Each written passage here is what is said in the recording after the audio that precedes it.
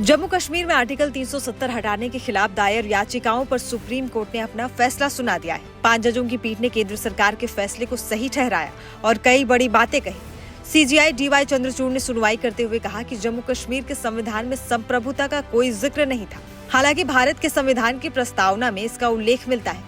CJI ने कहा कि आर्टिकल 370 जम्मू कश्मीर के संघ के साथ संवैधानिक एकीकरण के लिए था, न कि विघटन के लिए, और राष्ट्रपति घोषणा कर सकते हैं कि अनुच्छेद 370 का अस्तित्व समाप्त हो गया है।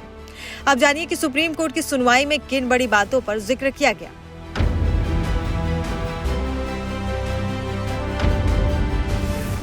पहला, सीजेआई ने कहा कि सुप्रीम कोर्ट को जम्मू कश्मीर में राष्ट्रपति की घोषणा की वैधता पर फैसला देने की जरूरत नहीं है, क्योंकि याचिकाकर्ताओं ने इसे चुनौती नहीं दी। दूसरा, सुप्रीम कोर्ट ने याचिकाकर्ताओं की उन दलीलों को खारिज कर दिया कि राष्ट्रपति शासन के दौरान केंद्र द्वारा कोई अपरिवर्तनीय कार्रवाई नहीं की जा सकती। तीसरा, सीजेआई ने कहा कि राष्ट्रपति शासन के दौरान राज्य की तरफ से केंद्र द्वारा लिए गए हर फैसले को चुनौती नहीं दी जा सकती। चौथा, सीजेआई ने कहा कि जम्मू कश्मीर के पास देश के अन्य राज्यों से अलग आंतरिक संप्रभुता नहीं है। पांचवी, सीजेआई का कहना है कि संविधान का अनुच्छेद 370 अस्थायी था। इसे रद्द करने की राष्ट्रपति की शक्ति अभी भी मौजूद है।